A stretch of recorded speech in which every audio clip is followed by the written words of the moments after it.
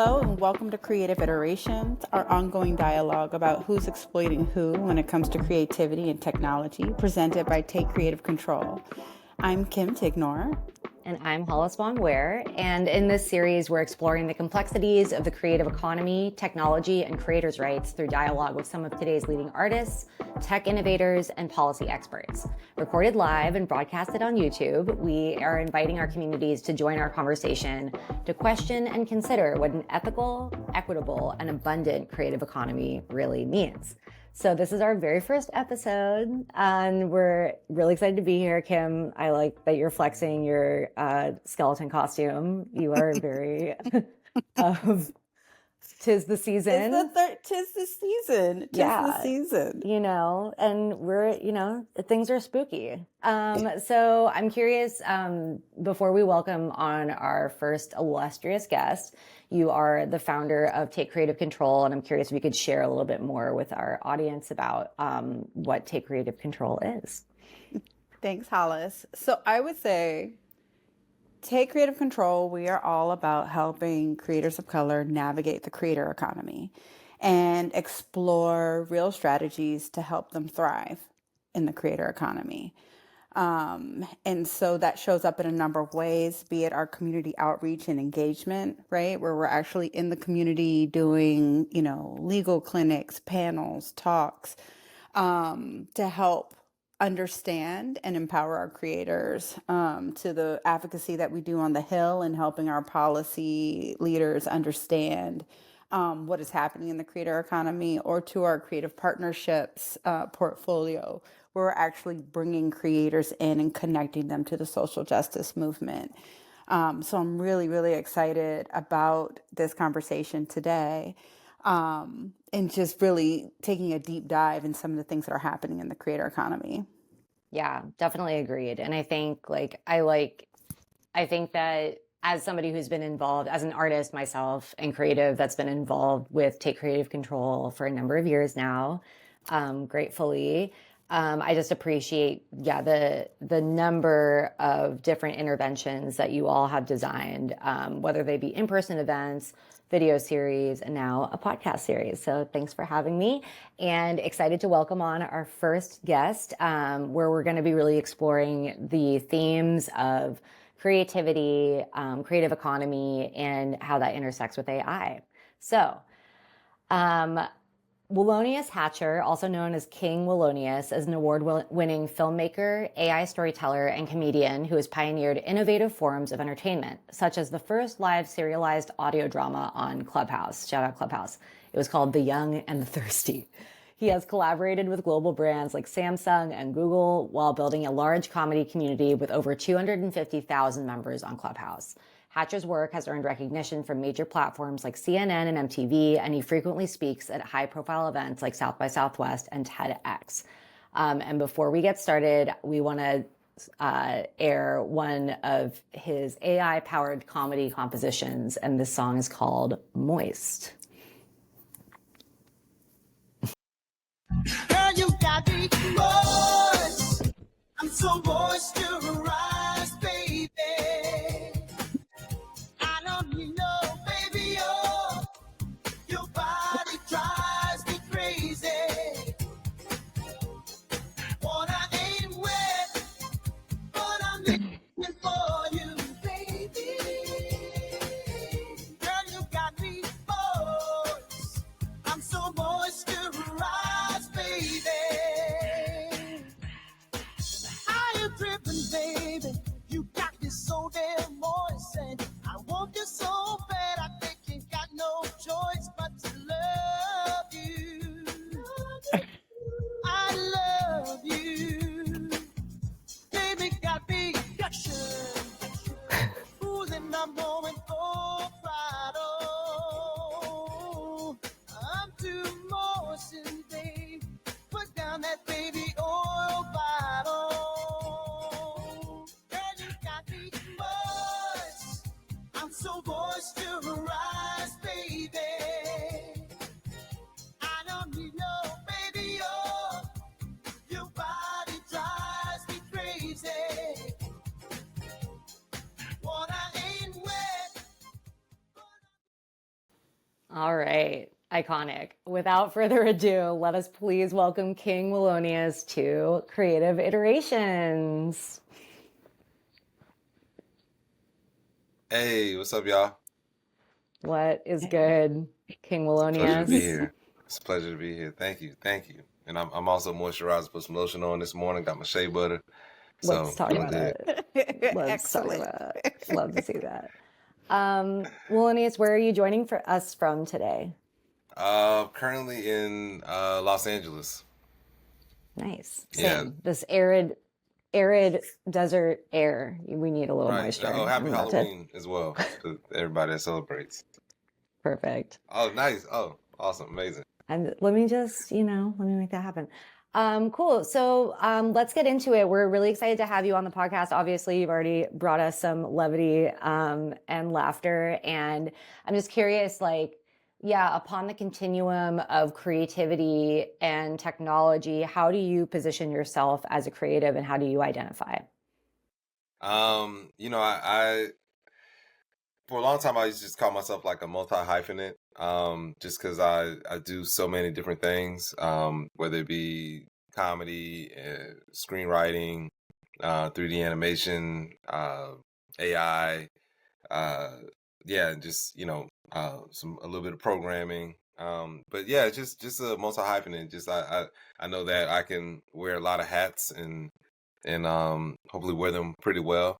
But that's where I kind of just saw myself in that space. Like I like to not be limited, as an artist, and put myself in a box. So I was like, multi hyphenate seems like the name that kind of just allows me to do everything well at a high level.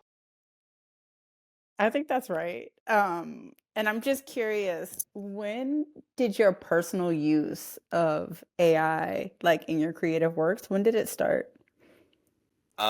So like AI specifically started around December 2022 with like Chat GPT. I was, when they first like launched and became available to the public, I was so fascinated by these tools and the things that you can create. I made like a book in like a week. That was like the first thing because everybody was like, "Oh, you can use Chat GPT to write books." I was like, "All right, let me test it out." I made a book and just kept creating, and then got into making like images and then video and yeah, it's just AI is well obviously been like a game changer for me, but like it's just the whole thing's just been so fascinating to use these tools and then like what's capable, and it just feels like um you're limitless in what you can imagine, and then anything you can think about you can create. So that's like a really cool space to be in as a creative. That's awesome. So outside of ChatGPT, just curious, like in terms of the tools that you're using, because obviously what we just saw with Moist, we saw some like AI Right. generated video as well hmm as audio. So I'm curious, like kind of like what your chain is to realize your comedy Yeah. compositions. I mean, I use ChatGPT. ChatGPT is like that's pretty much like the Swiss Army knife. So that's just your everyday, day-to-day tool. For image generation, I'm using like Midjourney. For video generation, I'm using Runway and like Luma Labs. Both those programs are really awesome. I use Leonardo as well from time to time. Leonardo AI for image generation. They also do video. For music, using like UDO and every once in a while Suno. Um, 11 Labs if I'm doing like voices. They do like voice cloning, or just any type of voiceover work. And I'm trying to think what else is in my stack. I think that was like the main. That's probably like the big four. It's like a large language model, image generator, a video generator, and a music generator, and a voice generator from time to time if I want to get funky with it.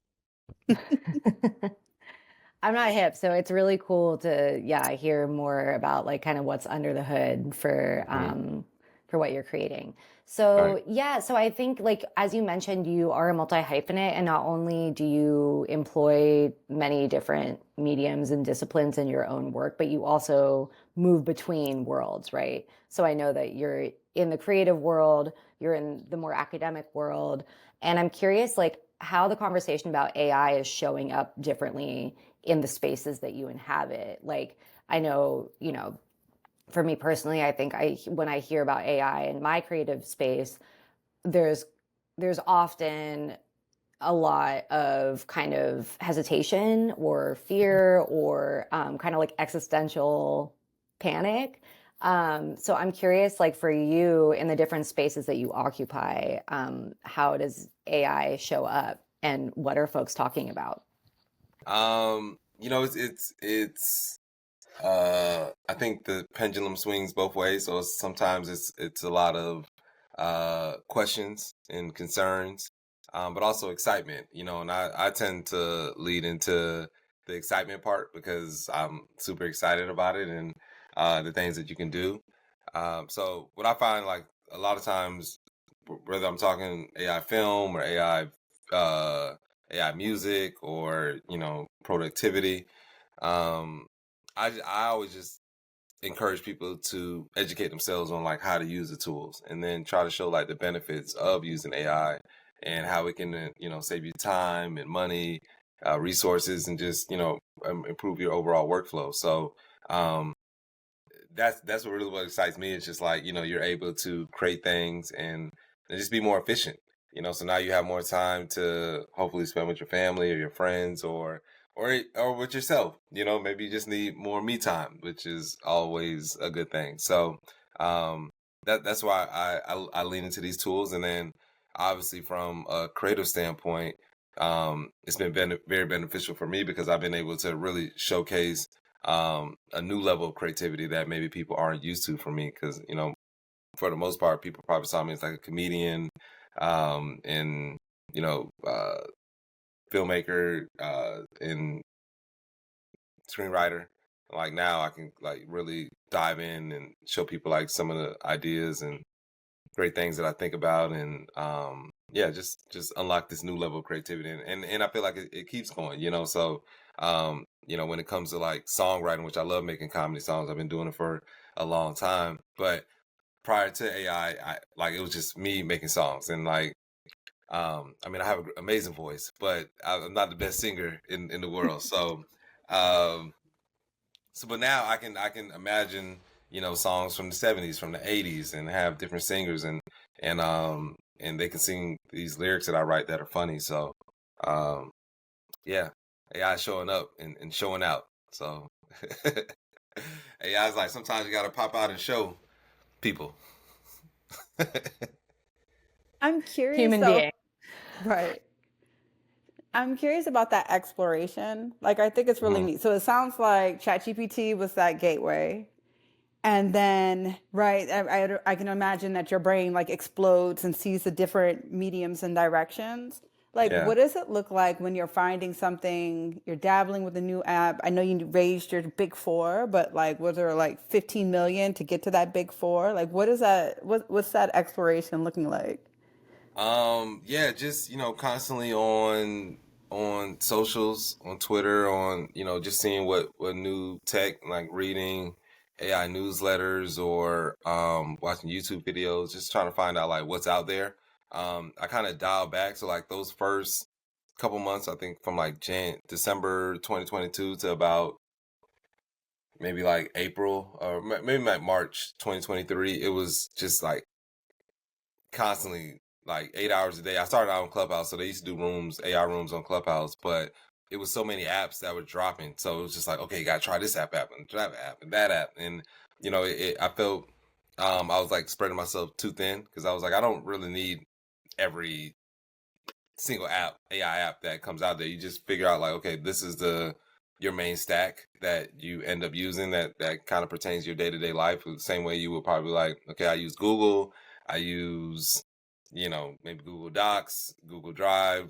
I'm saying all Google products, but Slack, like, this might be your day-to-day things that you need to be efficient and manage your day. So for me, I just noticed like for the things that I do, I need a good image generator, a good video generator, and now like music generator, and then always like a large language model just always helps. So there's tons that are out there: ChatGPT, Claude, Bing, like you name it. But you know, you just find out what program resonates with you the best, and then add that to your stack. So And so like leading up to that, like to date, what has been your favorite work that you've created?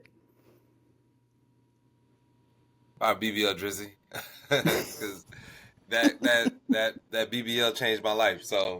Um, so I would say, yeah, BBL Drizzy. I mean, I think that's been the most impactful thing that I've created to date, which is insane to me. Just like how everything has played out this year, I'm very grateful to God, and just, you know, that He used me as a vessel to bring this BBL to the world, and um,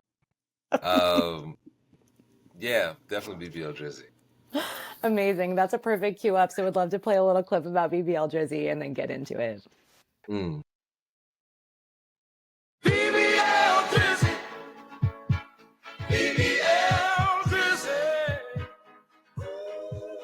I'm going in. No diddy. I'm going in. No diddy. I'm thinking thick.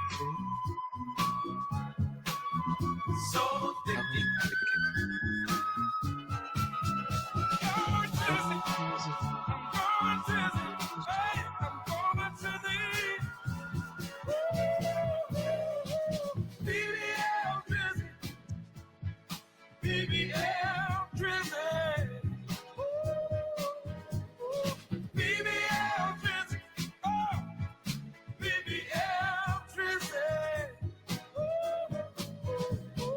BBL Drizzy, BBL Drizzy. I'm thicker than a snicker, I'm thicker than your ninja. Don't act like you don't know. You are the Oh vessel to bring wow, the BBL to the world. best Willonius, BBL in history. The best you know. BBL in history, hands down. Okay, Like it's so we really almost obviously prophetic. like this was your viral moment. This is the creation that really launched you into a global conversation. Right, And not only did it really touch on the pulse of what was probably generationally, if not an all-time greatest hip hop like beef moment. right, But it also really brought up these really interesting subjects and like meaty topics of AI and creativity. And I think for us, what we're right. interested in is what does it mean to be original in the age of AI? So getting into it, I'm curious, like, could you tell us a little bit about how BBL Drizzy came to be? Like, how did you ideate it, and then what did it look like for you to create it and put it out into the world, and like what kind of instigated the virality? Yeah, well, I mean, it's such an interesting day. So that day that the day I made BBL Drizzy, um, I was doing an AI film festival. It was a 48-hour film festival, the Pika Labs Film Festival, and I mean, I was working, I was making a video and editing for hours, and then I was like, oh, let me just take a break because I was like, I've been up working on this thing since Friday, and I think the BBL Drizzy went viral on a Sunday. I was like, let me take a break. Went on Twitter, and BBL Drizzy was like trending, because of, you know, Drake and Rick Ross were going at it, and Rick Ross is like a master troller, so like you know, you're not gonna outroast Rick Ross. So he had BBL Drizzy trending, and I thought it was funny. So I was like, oh, let me just make a song about it. And I made the song. I put out two versions. So that the version that went viral is actually the second version of BBL Drizzy. The first version got like a million hits as well, but it just didn't. It wasn't the best BBL. It was the second best BBL, but it went viral. And then I remember it was interesting because like the numbers were starting to go up, and like I didn't have great engagement on my Twitter at the time, and so when I put it out, I didn't think anything of it. I was just such a flow this year of just creating, because I was just like, I'm gonna make a video every week. So because I had like that creative muscle going, whenever I saw something, I was like, it was just fun to make things with AI. And then I remember it went up to like 20,000 views. I'm like, man, this is really happening. I was like, this is about to be, I'm about to have like a thing, at least something I can pin at the top of my Twitter page, where I'm like, okay, I got like 20,000 views. And then it just kept going up. And that day, well, it was like, I think like 6 or something like that. I finished my film at like 3 in the morning to submit, the deadline. I made it, and then I had a flight at 6 a.m. So I didn't go to sleep. Got on the plane, and I'm seeing the video. The views are still going up. I think it was like maybe 40,000, 50,000, something crazy like that. And then my phone died. Fell asleep on the plane. Woke up in Vegas for this. I was doing this AI prompt battle, and when I charged my phone, turned it back on, it was like over 1 million hits, and I was like, "What is happening?"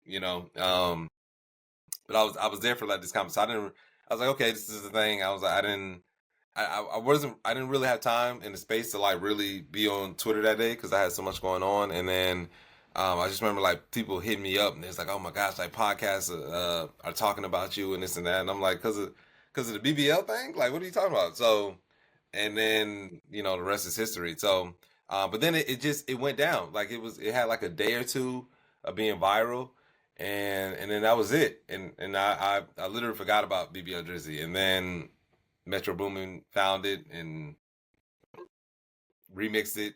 He actually did exactly what Drake told him to do. Drake was like, "Shut up, Metro, and make some drums," and Metro was like, "Okay, bet." And then he made some drums, and so a lot of this, the whole beef is it started because everybody gave Drake exactly what he asked for, and they were just being probably good friends because he told Kendrick, "Yo, pop out and say something," and Kendrick was like, "All right, bet," and then he told Metro like, "Make some drums," and he's like, "All right, Drake, we love you. Of course we can make some drums for you." So yeah, I just contributed to the drums and with the song.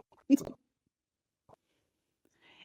So I'm curious. So for me, like in the work that we do and thinking about the creator economy, like I'm always curious about like uncovering different strategies to help our creators thrive. And so Mhm. I'm curious about like did you make revenue from the virality of this moment? Um and like what types, like I would love to hear about that journey, lessons learned, lessons, that you want to lean in on in the future. All that interesting stuff. Yeah, yeah. Definitely, we end up doing a deal with Sexy Red and Drake because they ended up 2 weeks after Metro went viral with it. Drake and Sexy Red like sampled it, so it was like the first AI music sample in music history, which was amazing. So doing that deal, was able to make some money off of that. Not to the point where I'm like balling out, I can buy private jets, but I like people ask me like, yo, how much do you? I'm like, I could take myself out to dinner maybe a couple times a week, um, for maybe a week or two. So, but you know, I think now for most creators, it's just like setting up, building your audience is number one. Because regardless of anything, like you have to, have people that want to listen to your content, or watch your content. So once you kind of build that audience up, then I think that you're in a good position to monetize if it's just based off your audience. Now you can do brand strategy, brand deals and whatnot, but I think being that we're in this creator economy, the best thing you can do is like use these platforms, these free platforms, to build and leverage your audience. Some of the lessons that I learned along the way is one, just like having one, being like prepared for the moment, and then because I feel like a lot of people will essentially have their own moment or day in the sun, as they like to say. But you want to be prepared, because when you have a viral moment, everything comes at you really fast. So good and bad, and you get a lot of people that um probably see you as like a money grab, So having a really good team around you is super important. That's why I'm in the process now, just like, just refining and strengthening my team. Definitely had situations where I didn't have the best people around me, and it's unfortunate when that happens, but a lot of times you don't know until and you're like, oh wow, so um that's probably the biggest thing. Like, when I end up talking to just like my peers, or even more so like just younger people. I love trying to talk to them and try to pour into them. It's just like make sure one that you're just operating out of integrity. Do the right thing, as Spike Lee likes to say. But then surround yourself with really good people. Because a lot of times you rise to your standard. And you want everybody operating from the standard that you set.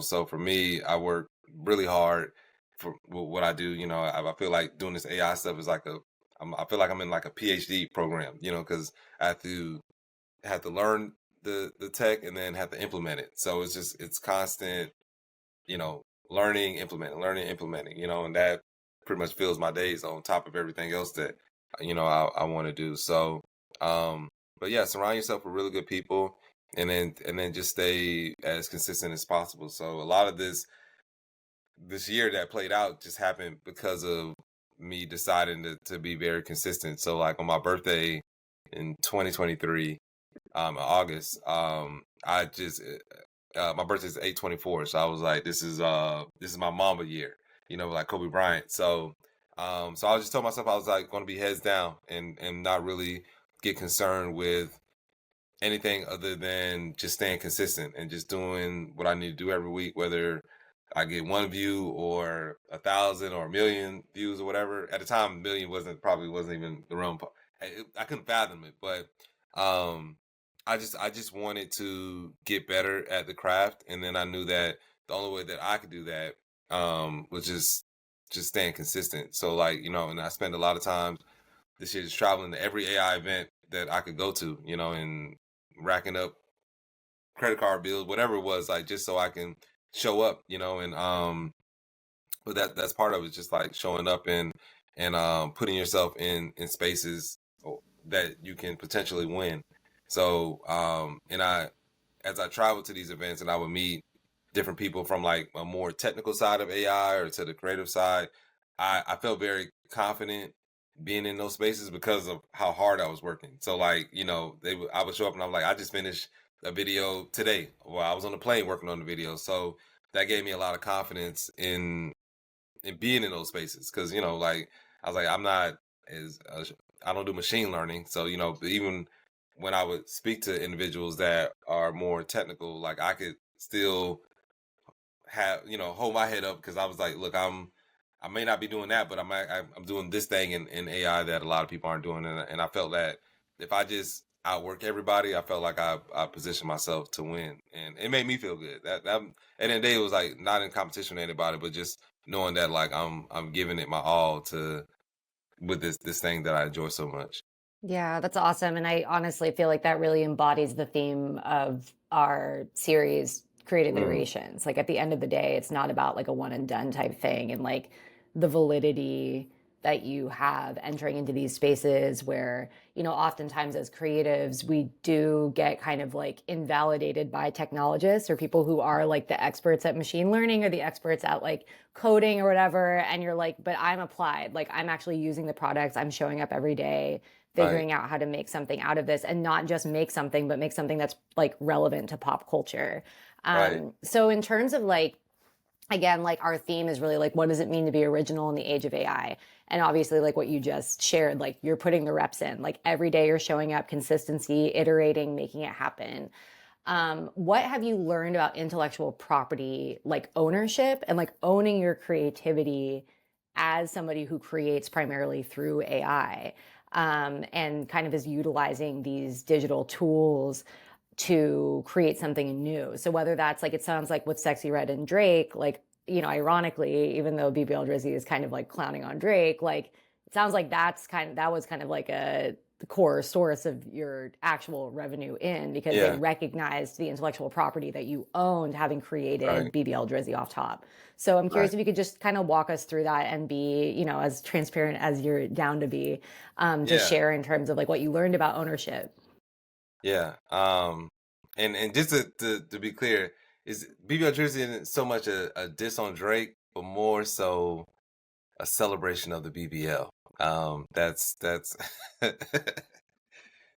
we're at with but it really is though. It really just because like the content I like to make, I like to I like to make things from like a place of love. So like even though comedians like to really like roast people and do all these different things, like I'm really don't do that as much. It's more so like if you look at the angle that I take with a lot of my comedy, it's more so like these characters, they're all like to me like SNL skits, but like they're just really excited about a certain thing. And then that's where they're so excited that they take something taboo and then they're like in love with it. But as far as like just like the ownership and as it pertains to creatives, I write everything that I make, so I'm not using AI to like come up with lyrics or anything. Just because like my background is writing. I write, I definitely put my 10,000 hours in making comedy songs, and I write scripts and all that. But that was the issue a lot of people were having with AI. It was like apparently you can't just copyright something AI related, but original work, IP that you create, that you can copyright that. So you can take ownership of that. So, which I think is exciting for a lot of creatives because, you have things that you've created and now you can, bring them to life using these tools, and there's a magnitude of different tools that are out there, and we all have ideas, and a lot of times what was holding us back was just like not knowing how to execute on our ideas, and like whether it be like, okay, I got this film idea and it's like I don't know anybody in Hollywood, or I don't have a big budget, and now there's tools out there that you can make your film. You can make a feature film right off of your laptop. Like it can be one person. You can do all the voices using AI. You can use AI to create a video or do 3D animation. Like all these tools are now available to us, and like there is for some of them there is like a slight learning curve, but if you just decide to apply yourself, or just to really more so just decide to make a thing, you'll kind of figure it out, and it might not be, you might not win an Oscar or a Grammy, but if you can make something that can at least you'll be proud of, and maybe can entertain some folks, or just entertain your audience that you build. Because like right now there's people that make AI that some of it's like super weird, but they have really large followings, and there's people that like weird things, and some people just want to see like people be creative and express themselves. So um yeah, to bring that back, just as it just pertains to AI and ownership, if you're actually creating the thing, then you will own it. Yeah, from my understanding, my limited. I'm not an attorney, so I don't hope there's no attorneys watching. And it's just like that guy. I'm just like, this is what I've been told and heard so far up to this point. And I mean, I think what excites me about the work you do is that it's a whole experience, right? Thank you. Like it's not just the song, it's the album art, it's Thank the you. video, right? There's a lot of creativity and expression and like medium flexing that's happening. Mm, And it's like, I mean, even in watching the Moist video, where I'm like thinking back to like the first time I saw that Soul Glow right. video, Right. and right. But then there's also some of those like good 80 video, like there's just, and I'm dating myself, but that's okay. Like there's just all of these things that are like going off in my Mm, head as I'm watching it. But it's this neat and interesting space like, of the line of like where original content lives, right? Like mm, we're definitely like pulling from the right. past, right, to create Right. this like incredible moment and experience. But I want to hear what you think in terms of like where that line is of original content and when does it become original content for you? Um. Yeah. A lot of times I don't really think about that too much. I just want to make people laugh and feel good, and then just like I really just to enjoy the process of like exploring. So like I did a talk yesterday, and I was showing I made a video with Kanye as a mermaid, and he was like in Atlantis and swimming around, and it was really dope. But that they were like, how did you come up with that idea? And I was just like, man, I was just messing around with Midjourney and just generating images. And then sometimes you generate an image like, oh, that was kind of dope. And it was like a dude is a mermaid, and I was like, that looked really good. And I was like, oh, well, what if Kanye was a mermaid? So, and then you generate the image, and you're like, this is actually dope. And you generate more images, and then like, oh, I can make this into a story or a movie. So, um, it's fun for me just to like blend worlds. Like I've always done that with like the audio dramas or stories I create. I like to just blend worlds and things that probably wouldn't necessarily go together. Like I made one like the Kendrick, Drake, and J. Cole Game of Thrones, or which was kind of the Martin Luther Wick, where it was like Martin Luther Wick Jr. So it was like Martin Luther King as John Wick.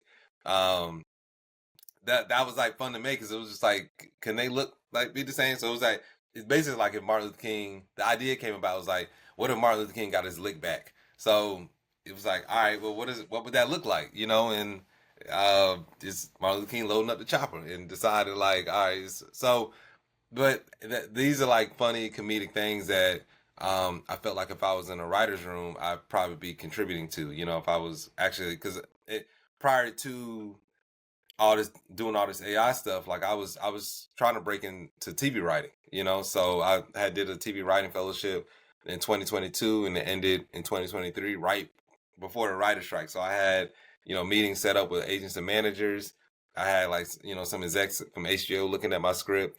And then the writer strike happened. And I was just like, oh man, like, you know, I was so close like to making it. And you know, for a couple weeks I would just like put my scripts out on like short stories on Instagram. And but at the same time I was like this ChatGPT was out and so I'm like making things and then but I was hesitant to talk about AI or say I was using AI because I didn't want to get blackballed. And I remember, you know, about the WGA and I remember sitting in my room one day and I was like, I don't know, I got to do something, man. Like, cause I'm loving AI so much. And then I sat back and I was like, all right, well, let me count all the checks that I got from the WGA. And it was zero. So from there, I was just like, all right, bet. Let me just dive into this AI thing. Cause I was like, I don't have nothing to lose. So, that, that, you know, that's why I kind of feel like Yeah. right now, I meet with a lot of like producers right now doing AI music with them. And, um, I'm because I'm coming from like a perspective of a comedian. I'm like I'm kind of outside of your. This is not technically my industry. I just feel so free to just make whatever it is that I want. And I don't too much focus on what can go wrong. I focus on like what can go right and like what I possibly can do. You know, so that drives me, and it doesn't allow like too much fear. And I think as a creative, like you have to exist in a space where you feel free. You know, because that's when you can easily jump into a flow state. You know, but if you're second guessing yourself, or you're whatever editing yourself, then you know that you're almost just putting like a blocker on your creativity. So, um, yeah, Yeah, I I totally just hear you. And I think, sorry, I don't mean to cut you off, but I think like from what you're sharing, I think it just opens up the possibility because oftentimes not only are we told that like we can only be one thing or the other, right? Like you're only a hmm musician or you're a writer or like, you know, this kind of like the essentializing of disciplines instead of the encouragement to experiment between and to feel right, legitimate by doing so. But like furthermore, like exactly what you're saying about how it's so often like our ability to express ourselves or to create and put things out into the world is gate kept. Like you like a TV writer can't just like decide to write a TV show and then realize it. But what you're saying is like you're utilizing AI tools to really manifest and actualize the work that you wish to see and not feel right, inhibited or limited by gatekeeping, by budget, by kind of the traditional mechanisms by which things have often come to bear and shown up in culture, like utilizing the tools that you've been able to experiment with to harness it and say like I can publish things independently that are of my right, imagination. I don't have to wait for somebody else to tell me it's a good idea or to invest in it. And so I really think, yeah, the work that you've created and just what you've shared today, it's just like really provocative towards thinking about how can we be more independent creatives and not hmm wait. or not take no as a final answer, but like really be able to pursue things. Cause like, yeah, folks in Hollywood right now, like it's not a cute vibe. Like people Right. who are very successful in Hollywood are having their work be inhibited, or they're being told no. And like there's a lot of unrealized potential right now for people that like it used to be like the most viable creative Right. you know, career path.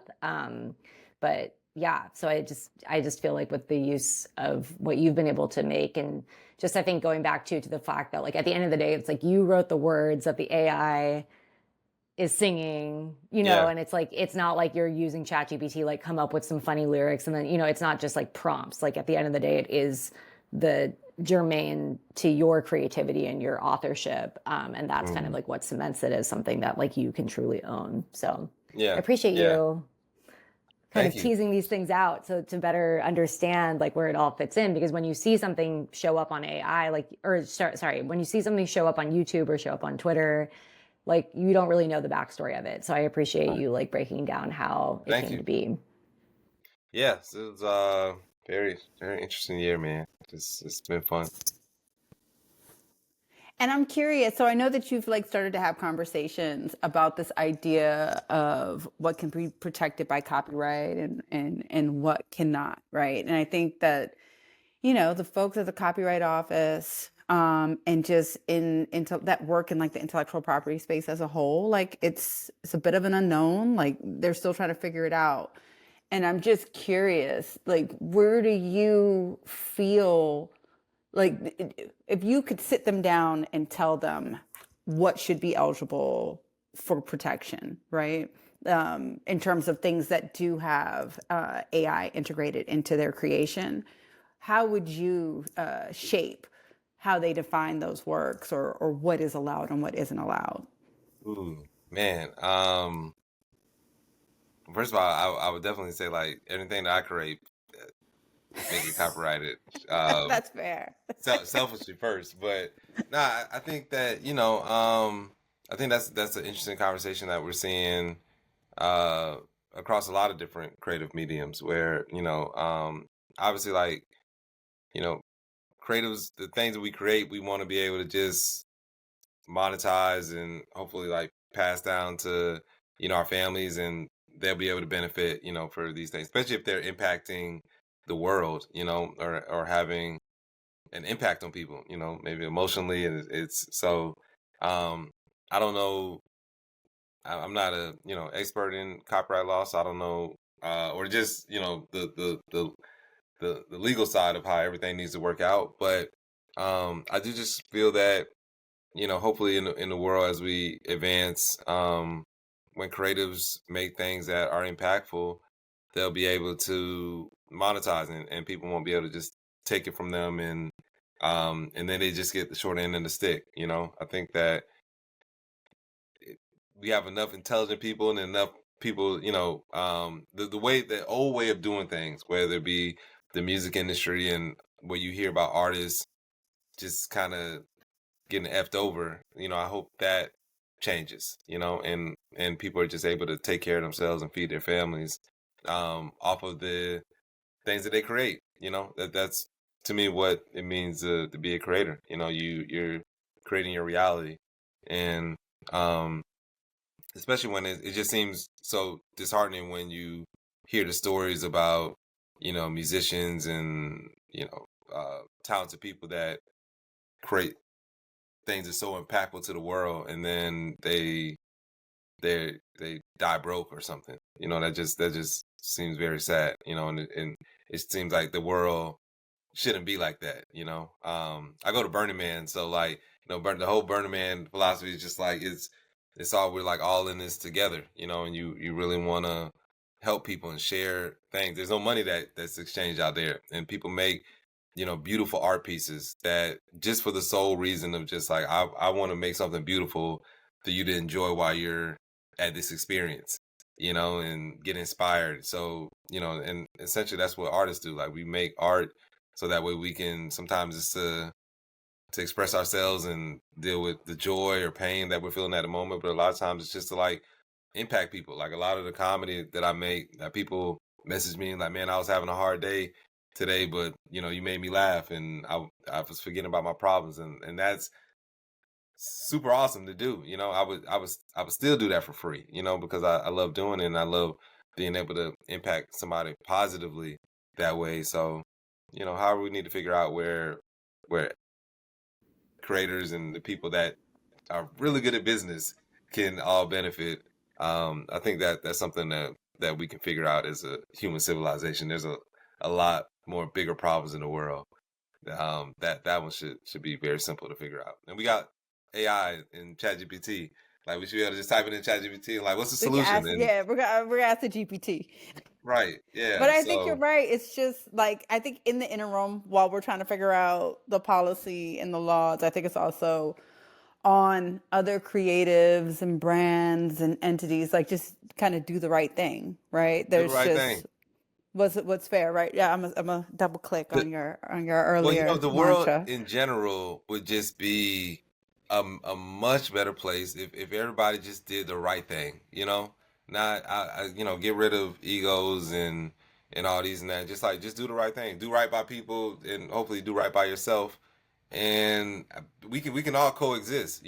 Like, we can have different points of views, but that doesn't mean that you have to be malicious to anybody or take from somebody. So Yeah. just I Spike think, Lee was like, yeah. yeah, he was right. Do the right thing.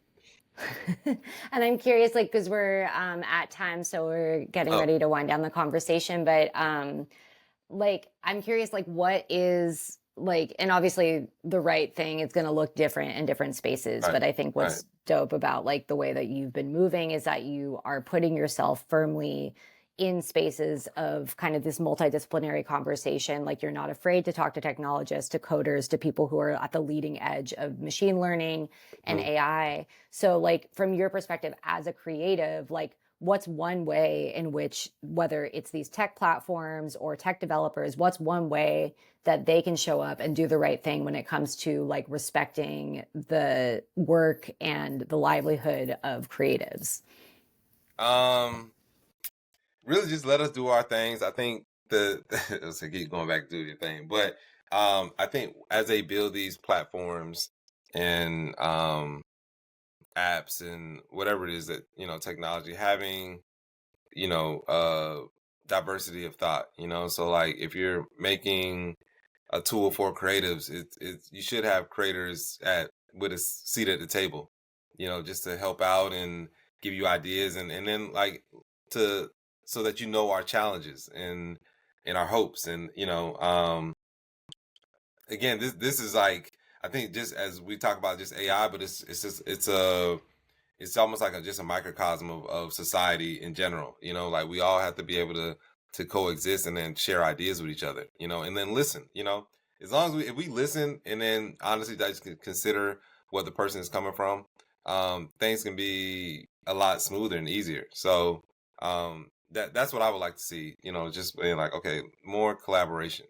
But from a good place. Because sometimes we see, like, we saw this, like, with the situation after the George Floyd, like, where everybody was like, all right, we want to get people of color into the Hollywood, I felt it was just like, it was almost like a guilt response, but it didn't feel super, because as soon as that moment ended, it was just like, all right, now let's get up out of here. We did our nice thing, and so it wasn't a thing like you really truly just want to change the narrative. It's just like, you probably feel guilty, and when you're doing out of that place, like, it's nice, people benefited, but it doesn't have like the lasting impact that we really need, so we can all coexist. And I mean, at the end of the day, like, people want to be happy and take care of their families, and that's kind of like the basis of it. So